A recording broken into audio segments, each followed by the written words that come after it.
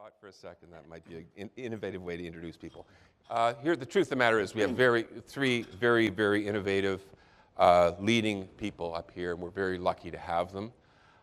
Some who I've gotten to know over the last couple of years, and one person that's new to me. And we're going to explore, like I was saying to my mother, who obviously wasn't really on the phone, international collaboration, cybersecurity skills standards, and we have an hour to explore that, probably closer to 50 minutes now. It was a little bit tricky when I heard that I was going to try to MC this with these folks because, you know, should there be international collaboration for cybersecurity skills standards? The answer would be? Yes, of course. Yes, so we could be done. But I thought there's an awful lot more to it than that, and it's a very complicated thing. So what we're going to do is we're going to ask for opinions from our folks up here, tap into some of their experience and their knowledge, and not necessarily have to be on record with standard policies and stuff, but just to pick your brains and learn from some of your experience. So let's start with international collaboration on skills development. Best place to start is let's talk about Canada. And Sandra is really well equipped, I think, to address Canada. Obviously, we heard from Rodney a little bit earlier today on the fantastic work he's done in the United States. And as of yet, that hasn't moved up into Canada. So maybe we could understand what the current state is of not having established standards in workforce development within the cybersecurity framework or cybersecurity industry. What's it like, Sandra? Can you just give us a little bit of a... Sure. You know, I'm sure this morning, unfortunately I didn't get a chance to be here this morning, but data breaches are everywhere. They're affecting every sector of the economy. We know that, you know, as things continue, this is just going to continue to rise. We're facing a bit of an epidemic, and the pace of change is so significant that no business can be fully immune. And you know, this really starts to speak to that concept, the whole aspect of having some standardization. We know that cybercrime is hitting, by 2021 annually, will be about $6 trillion a year. And at the same time, we also know we're going to need, by about 2021, 3.5 million information security professionals. So in Canada, conservatively, we're estimating by 2023 about 50,000 information security practitioners and another 100,000 complementary information security, cybersecurity roles. So those that feed in and understand. That's not even speaking to the fact that everybody needs to know security across the board. When we talk about standards and looking at, even in the school system, we're now looking at across all the streams, how do we teach kids security?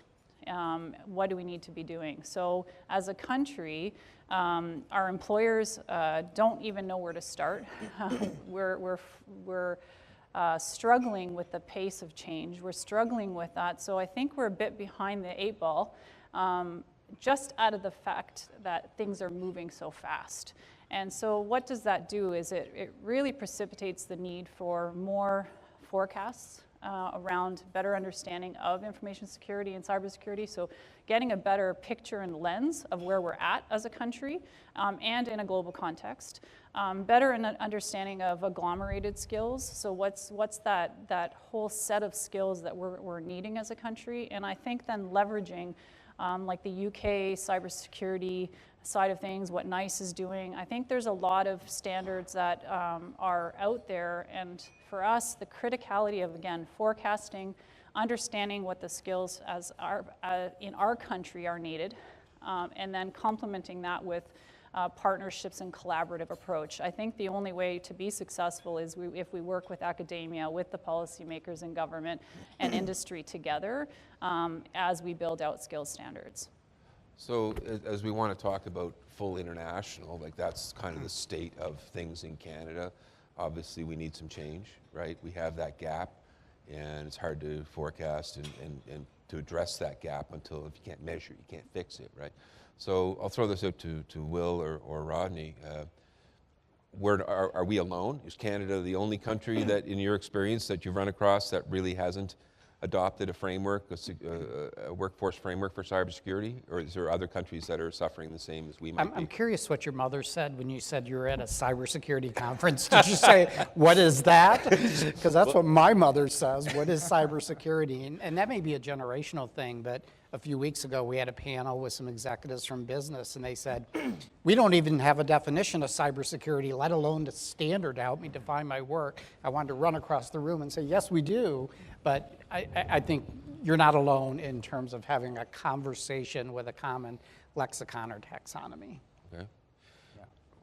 And you know, you said something, Sandra, about just the rapid growth in this field, and I think that's important to highlight because you know, when we talk about these skill standards and how important it is to have them, one of the reasons why it's so important in cybersecurity is that we're facing unique challenges as a result of that rapid growth. So at Burning Glass, we are in the business of quantifying the cybersecurity job market. And you know, we've kind of identified 3 key trends that are really driving a wedge between supply and demand in the space. And one of them, the first one, is just the rapid growth. Cybersecurity jobs are growing 5 times faster than IT jobs overall. Certain kinds of cybersecurity jobs are growing 2 or 3 times faster than that. As a result, we're also seeing a significant amount of evolution in the space in terms of the types of tools that are being used, in terms of the types of skills that are being requested, and the types of threats that we're having to combat. So whenever you have such rapid growth combined with a constantly changing technological landscape and threat landscape, you're primed for disruption in the workforce. And you know, the third issue that we see in the space is a result of that, where there is a set of hybrid skill requirements now in cybersecurity. And what we mean by that is that roles are requiring disparate skills coming from interdisciplinary set of fields, and that doesn't always align with traditional training programs very effectively. And that makes it much more difficult to prepare workers for these roles, which are rapidly evolving. And using a skill standard that grounds the conversation in a common language and a common set of skills that serve as the ingredients into building your cybersecurity workforce is going to be absolutely necessary so that we can cut through all of the changes in the field to ground that conversation in a consistent set of skill set standards and work roles when we are talking about the field. And Sandra, I don't know if you use the term practitioner intentionally, but we use the word worker or practitioner intentionally because professional implies we know what it is and we've arrived and we can license people to do the profession like you would a doctor or a lawyer. The evolution is still happening to where we can't really say we're a profession, but we're a collection of practitioners and workers, and we're certainly trying to understand it as we go. Okay. So I just, and I know you kind of touched on the answers, but just maybe even a little more direct with the amount of work that the United States has done, and actually you personally have had up, creating the standard, with your NICE framework.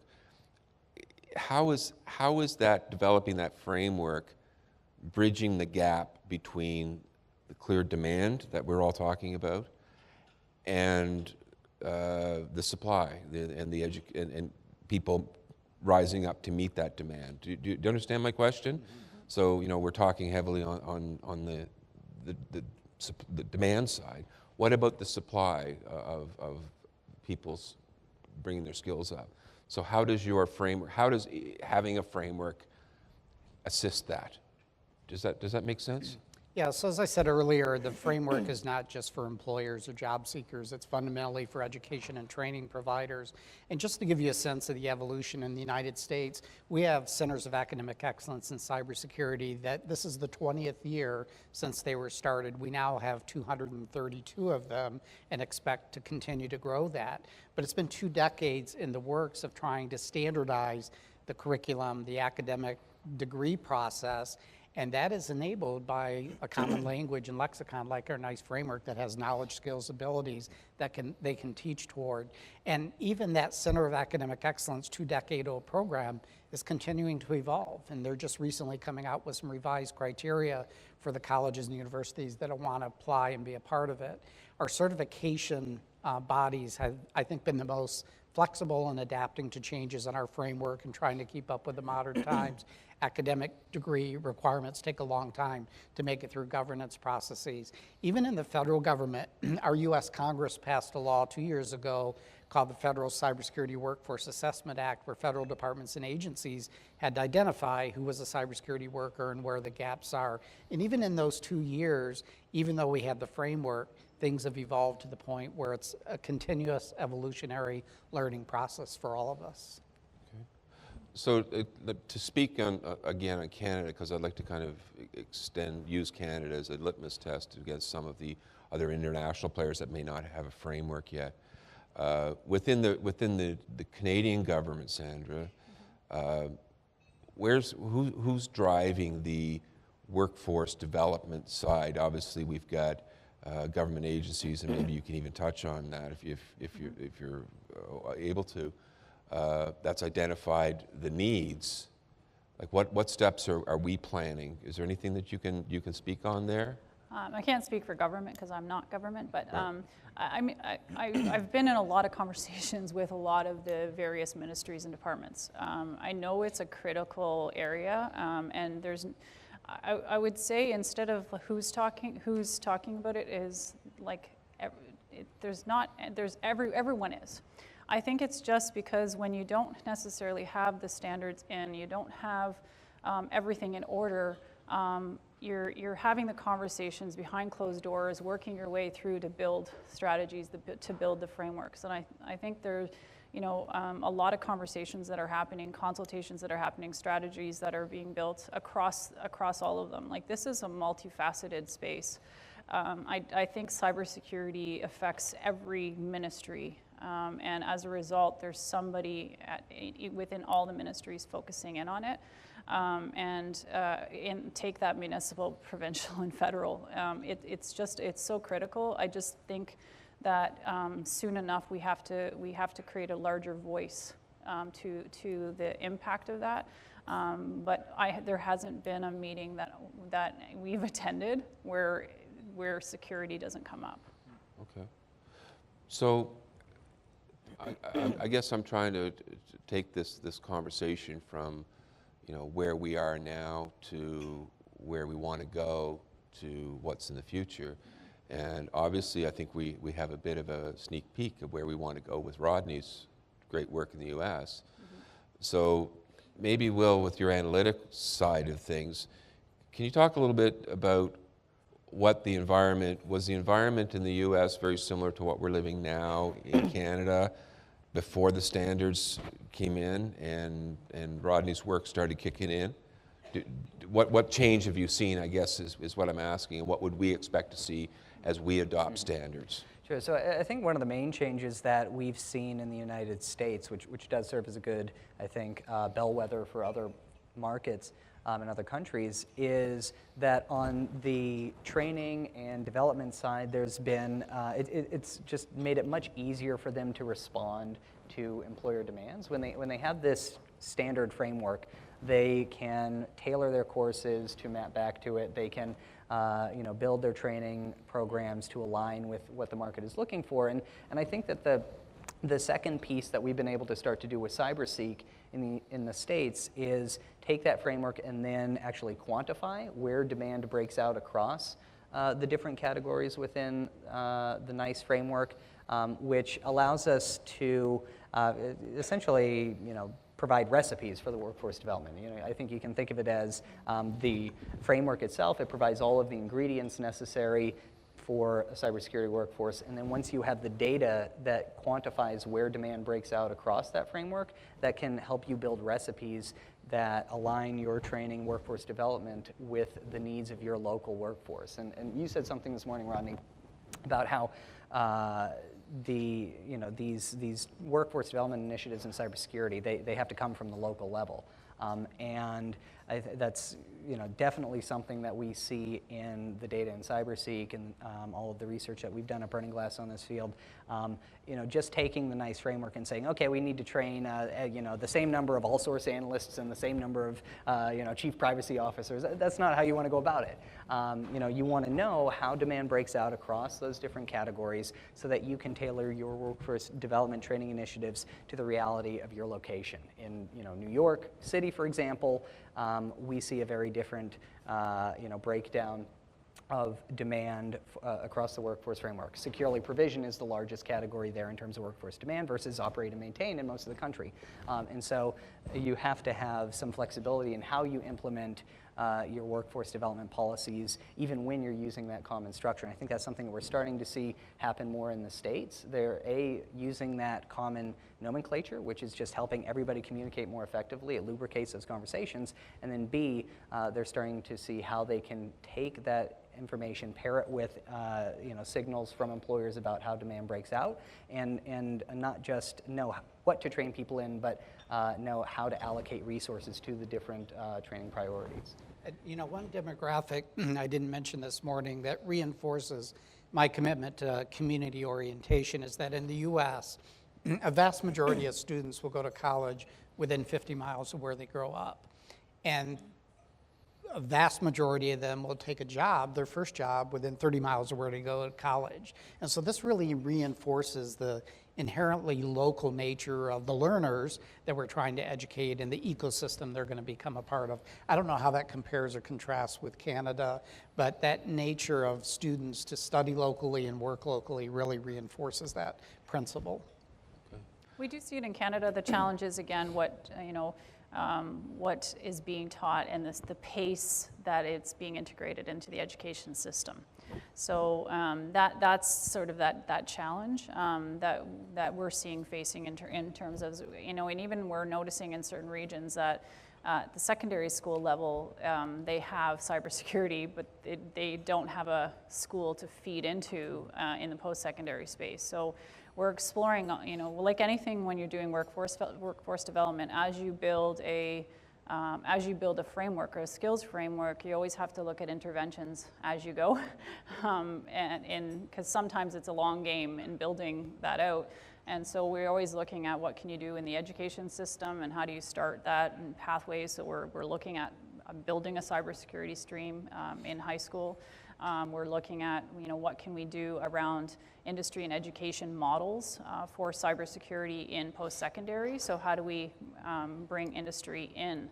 Because I think there's a lot of opportunity in terms of, again, when we talk about skills, education's not alone. How can we help with bringing individuals like yourselves into the school system to help around that, to provide complementary training, not complementary as in free, but pathways necessarily that can do what education might not be able to do at the pace of change that it can, as well as reskilling, retooling, upgrading.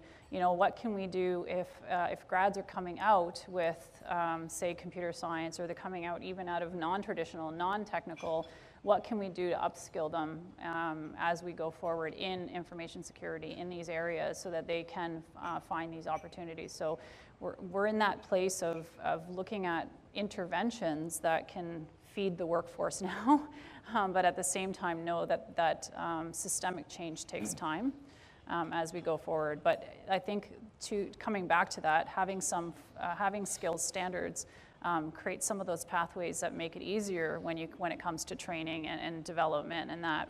But what we've done is we've had a lot of success working with industry in informing us, even with the gap in having the standards. But I think always anything as we build that out, it's going to be really critical from a global perspective as well, as we don't have enough youth coming through that pipeline of knowledge.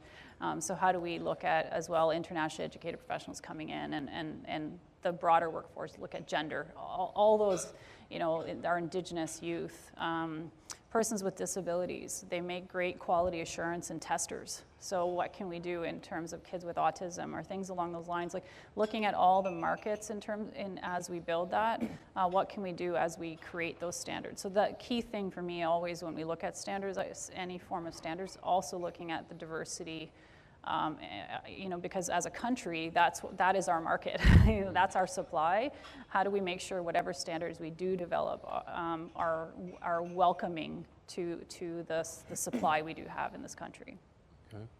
So I'm going to work under the premise that we all agree that international standards are appropriate, move forward. Is that safe to ask, or does anybody disagree with that? Well, at least international collaboration. It doesn't mean there will be a single standard. I mean, if you look at the other part of cybersecurity about how to do cybersecurity, we heard this morning that there are multiple standards, and it's sometimes a matter of aligning and reconciling them.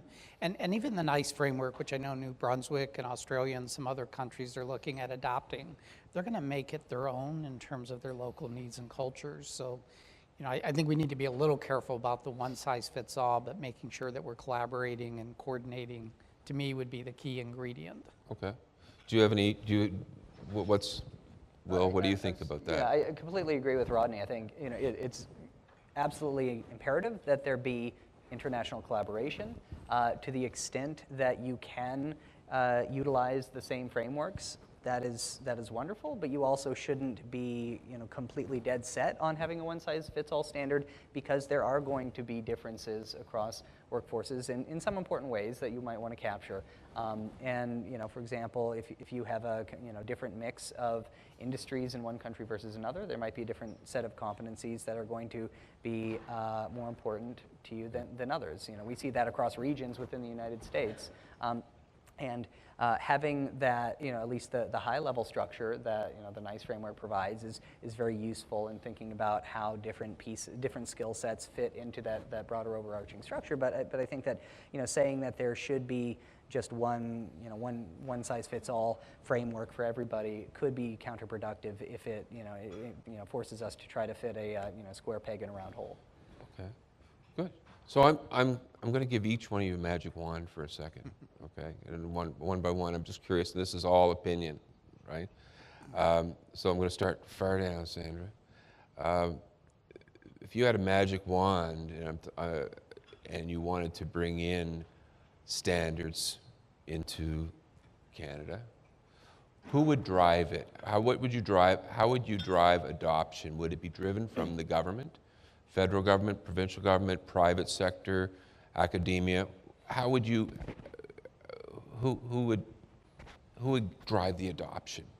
Is that a weird question? It's not a weird question. It's like a landmine. Well, no, I know it is. That's why I'm asking it, right?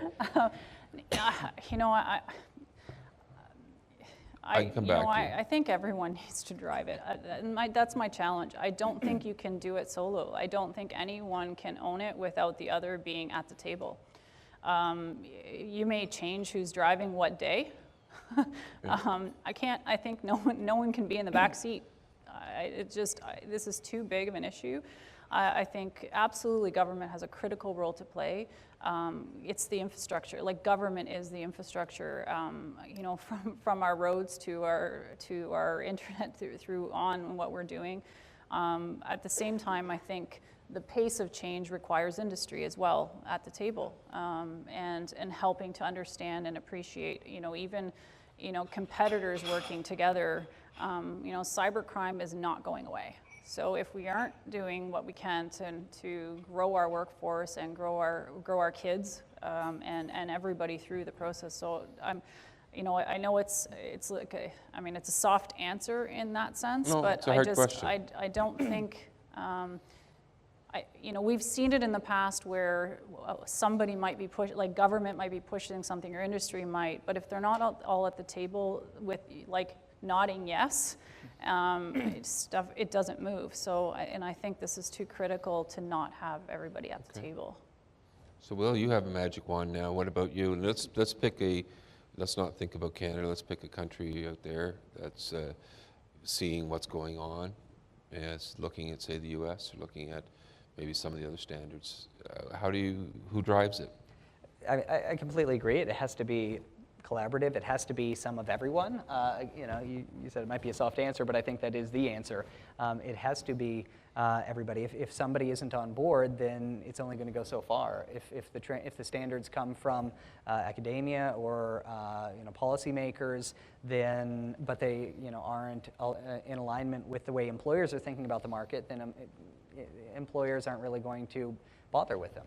And so one of the things that we have tried to do in CyberSeek is translate between the language of employers and the language of the NICE framework, so that the NICE framework can provide the consistent lexicon for the field, but also be relatable to the way that employers are currently talking about jobs. So we see an incredible lack of standardization in the way that employers name different roles. So one of the things that we did at Burning Glass was we tried to consolidate that as much as possible by looking at the underlying skills that employers are requesting in job openings and bucketing them based upon shared competencies, and then mapping those back to the corresponding competencies within the NICE framework. So you mentioned this earlier, Rodney, that in the career pathway in CyberSeek, you can go in, you can look at how specialty areas within the NICE framework map to some of the roles within that we've seen within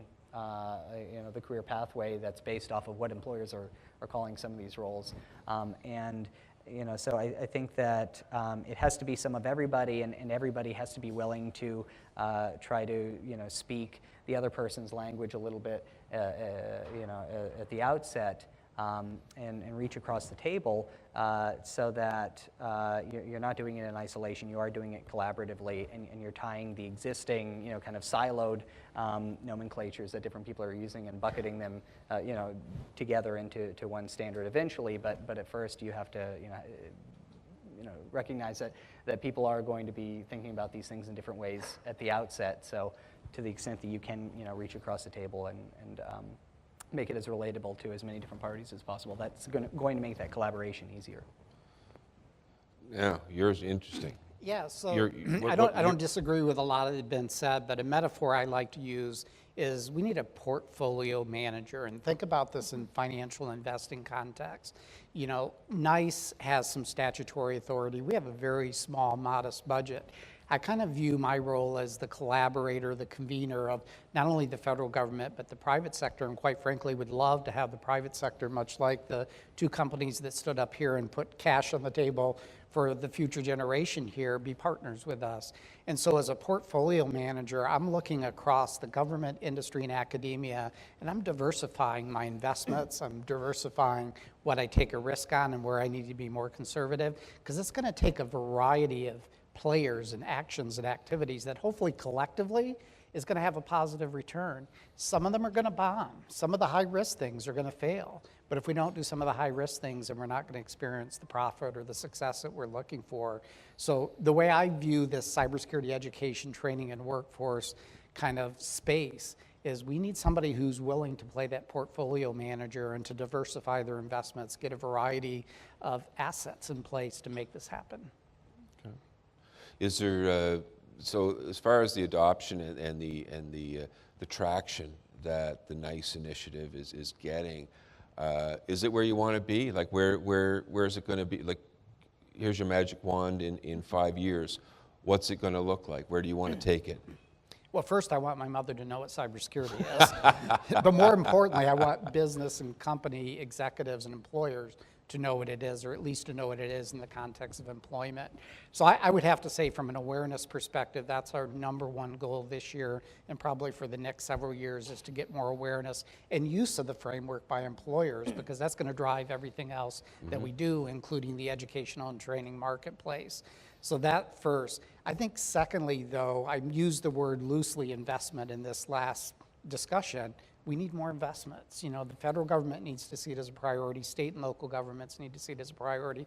Businesses need to see it as a priority. And not always just investment of cash and resources, but as we've heard the appeal here a few times, we need cybersecurity practitioners to go out into schools and colleges and talk about what you do and try to generate interest. We need coaches and mentors for your cyber titan teams to help them succeed and compete successfully. So we need financial, but also people's time investment.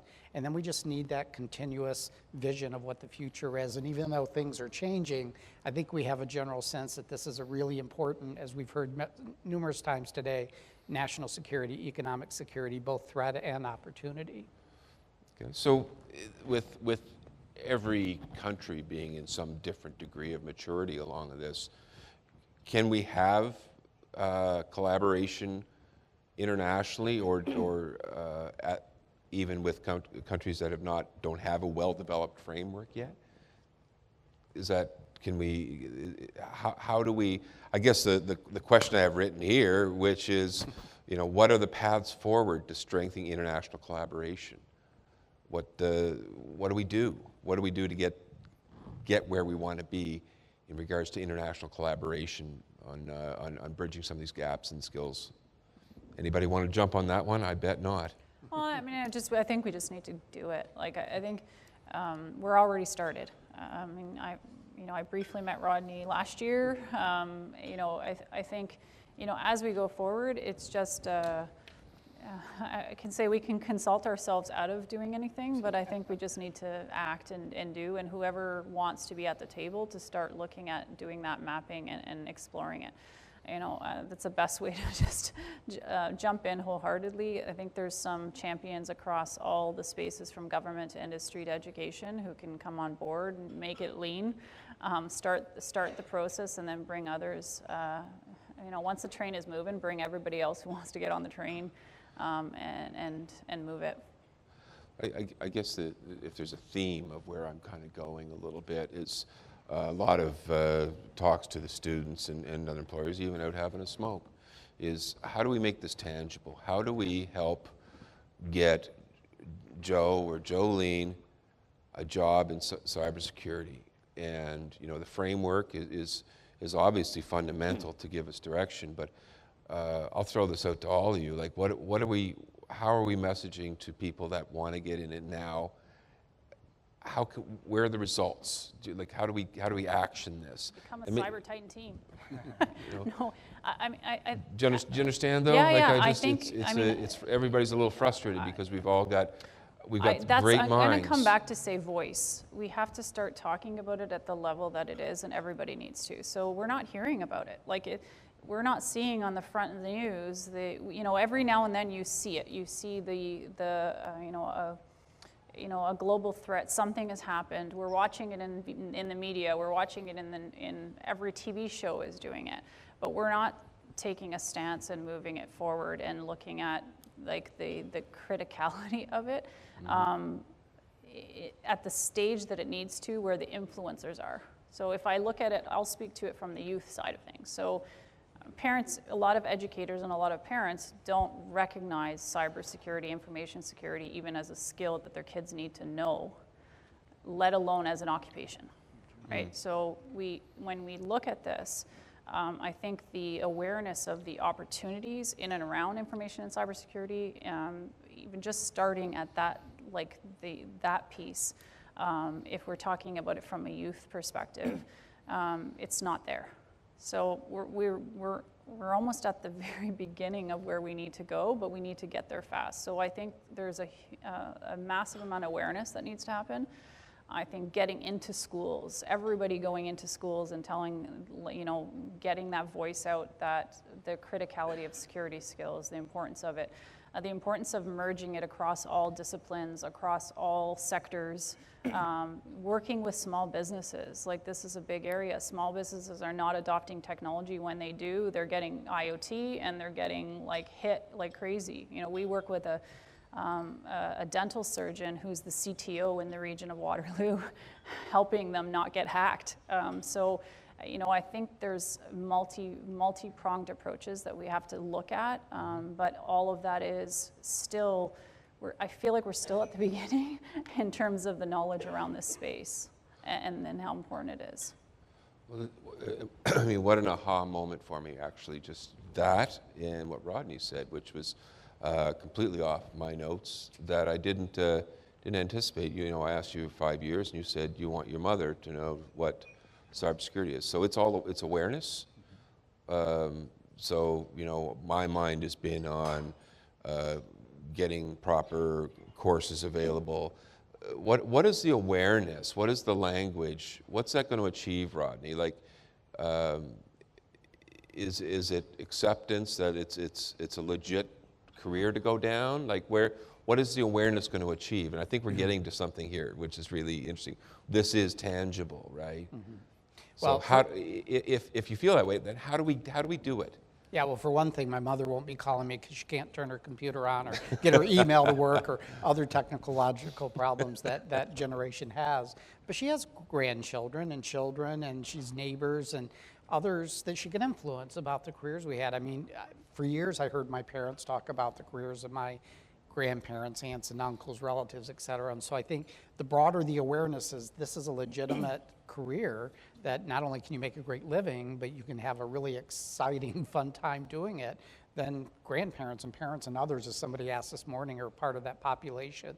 I think the other aspect of it is just getting, as I said earlier, those that are in the hiring and workforce development and workforce management aware of the opportunities. And it's not the only opportunity. We tend to talk about cybersecurity because that's what we're focused on, but it's cyber related, IT related, data analytics. I mean, there's a lot of fields, and I grew up in Michigan, and you know, the auto industry isn't what it was during my parents' generation, or even, you know, maybe my peers' generations. There are new and up and coming fields that we need to have employers and workforce managers and workforce developers constantly communicating about as well. And by the way, if it helps people be more safe and secure online, that's even better. But I think there's a career opportunity here that gets missed. You joke about your mother not knowing cybersecurity and not knowing computers. I bet your mother knows to lock the door at night. And that's, I think, what we need to do with cybersecurity, and that's what we're getting at, is that it just needs to be something everybody knows something about. Everybody knows, you lock your door to be safe at night, especially if you live in the city, like I do. We need to think the same way about our digital security, the way that many people do their physical security. And I think that also relates back to something that I think we're kind of dancing around, is that there are kind of two kinds of levels to the cybersecurity skills gap. There's the practitioner side, where we're talking about the folks who are going to become information security analysts or engineers, and here are all of the competencies that they need. Here are the career paths that they should be entering into, and the specific steps they can take to further their careers. We need to tell people about that, absolutely. We also need to tell everybody a little bit about cybersecurity and a little bit about information security. We're actually right now working on a research project with an organization called the Business Higher Education Forum to look at the foundational skills for the digital economy. And just general digital security and privacy is one of those skills that we're highlighting, where everybody needs to know a little bit of this. Not everybody has to become an information security engineer, but if we can, make digital security enter the just popular culture, like with the Schoolhouse Rock, maybe that was suggested this morning. That's a great idea. But just making it part of the fabric of the conversations that we're having with people from an early age in an interdisciplinary way is how we address that half of the cybersecurity skills gap. We're doing the same thing in Canada. So just we're building a whole foundational digital literacy thing, which would talk. No, this is really interesting, because who would have thought three such high-level people can get down to the core of what people are asking me out in the street, which is, this is all great, but how is this going to help me find a job? How is this going to help me find the 3 security analysts that I need, that I can't find? And basically what we're saying is, we really have to start from the bottom on the awareness and so forth, and in conjunction with some of the other steps that we're taking at the high level. So I don't know if we can Is go that, back to am I the- oversimplifying it, Well, Rodney? I don't know if we can go back to the magic wand question, because you We- kinda absolutely. You always have the kinda magic wand. introduced another scenario that troubles me a great deal, and I think is what we need to fix in the future, is how do we connect those students I assume you're talking to on the street who say, how do I find a job? And the employers who say, I can't find the workforce I'm looking for. Oh, well, let's do job announcements, let's require applications, let's require resumes, and we'll magically find each other. That is not the way of the future. In fact, as a person in the government who receives hundreds, if not thousands, of applications for a job, you sift through them, and you still don't know what you're getting based on the paper resume. And so I think, and I know there's some emerging companies in the US who are building skills platforms that really better analyze and assess the skills that people bring to the skills that employers need and begin to match them, much like some of these dating and matching sites do, so that people are profiled together in a way they're probably much more highly likely to be successful than kind of the randomness of resumes and interviews. To me, that's a real technological, analytical challenge for us to take on. I think that, relates back to, one of the things that we often talk about is how underneath the cybersecurity skills gap is an information gap. And that's preventing a lot of those stakeholders that you mentioned from really connecting with one another, really knowing what opportunities are out there. The employers, they might not know who's training workers that they can go work with. The students, they might not know what kinds of jobs are available, or they might not even know that they already have 80% of the skills they need to enter into a career in cybersecurity. So actually, one of the most rewarding experiences I've had in working in the space was when we released CyberSeek actually a couple of years ago in Kansas City. I was working with the IT team. They were setting it up and getting it up on the screen, and they were playing around with the tool a little bit. And the audiovisual guy said to me, he's like, wow, I actually have 80% of the skills you say I need for an entry-level job, and I would be making 30 grand more. I want this job. I'm going to go look to see how I can find an entry point into this career. And it was great to just see how providing that information was able to resonate with him and able to clearly communicate to him, yes, there are opportunities for me in this field, and here's the roadmap to get to those opportunities. Yeah, I think it's all about transferable skills as we continue, especially for the generation coming through in the pathways. Everything is going to be, the occupation of tomorrow is unknown, and so everything's going to be about those foundational skills and then the transferable skills. And more often than not, the idea that 70% to 80% of workers will have transferable skills, then you're just teaching the domain knowledge or the specific aspects to those roles. And looking at things, once upon a time, they weren't coming out of computer science or computer engineering, and we were hiring them and training them into roles. Looking at that again, and maybe that's a 25% we train in and around that and build those skills up. But looking at to see where are those complementary or transferable skills in individuals. We look at vets, some amazing transfers into cybersecurity from vets and things along that. So I think there's some great opportunities for us to look if we don't look at traditionally how we looked at things and explore alternative means as we build. What just an interesting turn that we've taken here, because we're the panel is brought to, we're here to talk about international collaboration on standards, and we're now down into tactical, important things. But it's not that far off topic, is it, really? Because I've had some conversations with some folks from Europe that are here. I mean, it's a true international event. And international collaboration, obviously there is a need for standards, obviously.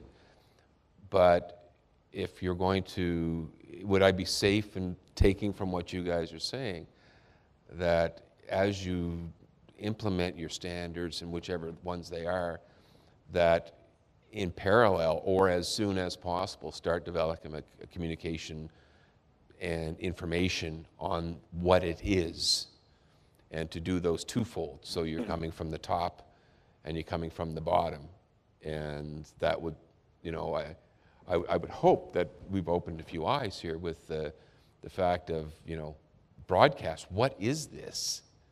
Is not as important, because that would belittle some of the tremendous work done, But that's equally important to these high-level frameworks that affect, huge enterprises.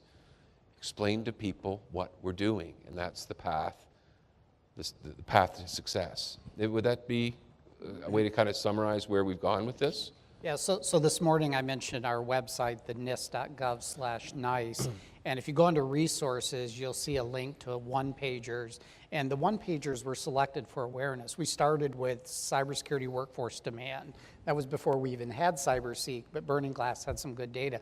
We were trying to raise awareness of what the demand and the supply data had to say, and that has been widely used by parents, by teachers, by educators, many others. And we've taken it tomorrow, in fact, our webinar, we're going to be introducing a new one on career technical education, which is what I described this morning as trying to take high school and early college students and to begin to work them together so that students can graduate high school with some college courses and credits and be getting into the workforce more quickly. Cybersecurity apprenticeship. So we've put together about a dozen one-pagers. Cyber ranges is another example, just as a way to raise awareness about some of the key conceptual topics that are part of this ecosystem, part of this portfolio of activities.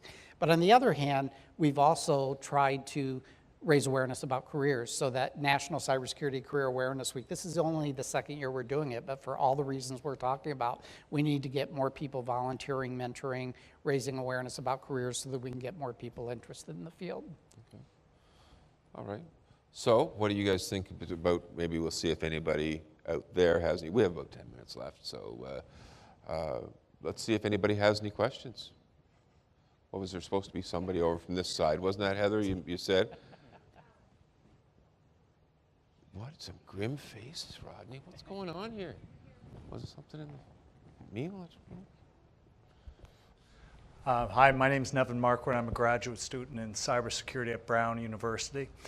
And I have had the opportunity to look through the NICE website and the program over the last 6 or 7 months, and I do think that that the framework is very well put together, and that Q&A that we did earlier with regards to understanding what are the job skills required, and for that to be an enticement for people to go down that path. So the question I have is, my daughter is graduating from high school in Boston this month, and her high school counselors haven't talked a lot about cybersecurity and what types of skills she should be trying to put together in order to be involved in the industry. So what is the outreach into the advisors, either at the high school level or at the college level?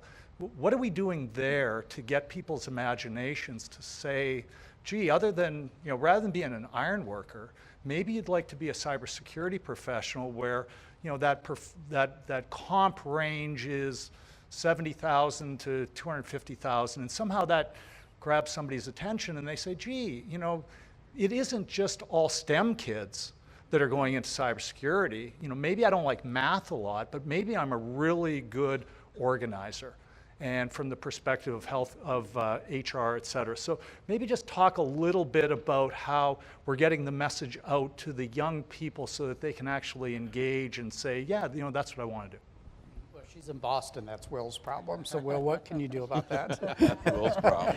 Well, we work with many schools in Boston, possibly your daughters, to try to provide them with some of the data that we're talking about, some of the information that we've been talking about today, so that they are armed with information they can pass on to students about how lucrative this field is and about how many opportunities there are within this field. So, I think that CyberSeek is a great resource. It's free, completely, open to anybody who wants to go to the website. One of the things that we have been doing is trying to communicate with some of the schools that we work with at Burning Glass, or that some of our partners work with, that CyberSeek is out there. You can go to it. Students can go look at what opportunities are available within cybersecurity. So that's a great resource for them. We've also, we have worked with schools themselves who are developing cybersecurity related programs, or even if they're not, but they just have, some coursework related to cybersecurity. That they will use, data from either Burning Glass or other sources to say, here are the opportunities in the field. Here's the salary you might be able to expect. Here's why it's a great opportunity. Oh, and here are some specific job openings that you can go and target. So, you know, I think that just, you know, continuing to try and get as much information out there as possible through as many, you know, vectors as possible is, you know, the first step that you can take to try and educate as many people about the field and educate the educators so that they can then educate the students about the opportunities in the field. Because of the scope of our work at a national level, we can't change the world one school counselor at a time. So we've partnered with the School Counselor Association, and at our first annual Career Awareness Week last year, they were one of the speakers, not just because we thought they had all the answers, but we wanted to expose them to us, and we wanted to learn from them what they need as a community to better guide students towards these careers. That was for K through 12 or for high schools, but we also did the same for college guidance and career navigators, some of them call them.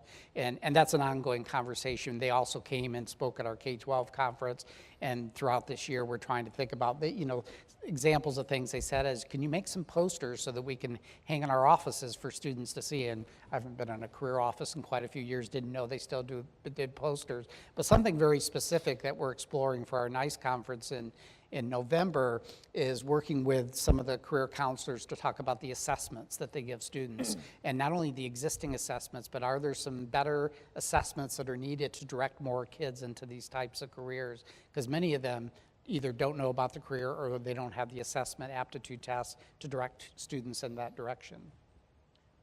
In Canada specifically, we started doing cyber learning days to where like hands-on, minds-on learning. Because we found awareness only takes it so far, but when the kids can actually put their hands on it and work on things, so we've started doing that, and then working with industry, going into the schools, doing field trips out, and the influencers they are the biggest challenge. They've been the biggest challenge for a long time. In and around that, because how do you get to them? I think one of the most fascinating ones in Canada is coding. So it's hilarious if you ask kids, are you into programming? They will say, that is boring, I'll never do programming. And they don't realize that programming is coding. So we have in this country figured out a way, and I think it's because everybody just jumped on board to make coding interesting. Tons of money has gone into coding initiatives, into skills development. Every Ministry of Education across our country is adopting it into the provinces. I think we need another coding. It's like unbelievable how many times I connect in with ministries of education and they're saying, you know, it's come down from the top. We need to bring coding into the schools, from day of code to hour of code to onward. So I think that aspect, and even counselors are saying, have you considered, have you thought of? So it comes back again to the awareness aspect, but it worked here. Like, I cannot have a meeting where coding is not discussed, and so much so that I'm now saying, have you thought of digital skills, not just coding? That's one element. So, like, because if you're on the bandwagon, now ride it to say, learn digital skills, go bigger than coding, you know, computational thinking, whatever that may be. But I think there's an element there, and hopefully she's finishing high school. Hopefully you've steered her, you know, aside from, especially because we need more females. But you know, I think that is a challenge. But I think that's the effort of a big, broad message so that counselors can understand, parents can understand, educators can understand, and that they don't need to know the answers. Because I think educators and counselors are nurturers and they are fact gatherers. So things are moving too fast for them to know all the answers. So how can we as a country and people and everybody out there provide that intel so they don't have to know all the facts, but at least guide them in the right direction? Fantastic. What a great question to kind of wrap up. And unfortunately, we're out of time. Oh, you have a question. We're gonna be really, really quick, because we don't want to walk away from questions, but we're Hello? on borrowed time. I just had a question surrounding math being a huge barrier to getting female students or students in general interested in cybersecurity.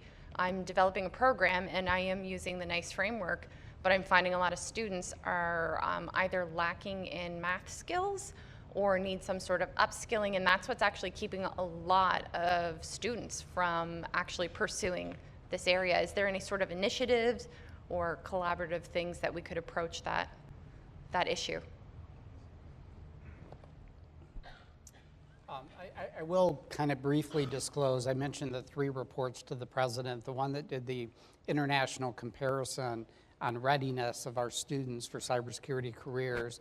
When you compare different countries, the US doesn't look very favorably because of our math and other STEM education as compared to other countries. So that's a finding we're aware of. I would say within the government, there's lots of STEM-related initiatives and activities. In fact, we have to, every 5 years, do a national strategy on STEM education, and we're in the process of updating that right now. So that'll hopefully be a conversation. But I also have 2 daughters, since you mentioned girls, and back to school counselors. The number of times my 2 daughters, who are extremely bright, have been discouraged by teachers, administrators, or school counselors away from math and science is appalling.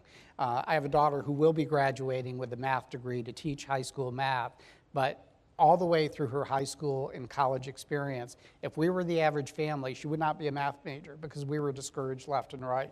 And that policy or that culture's got to change.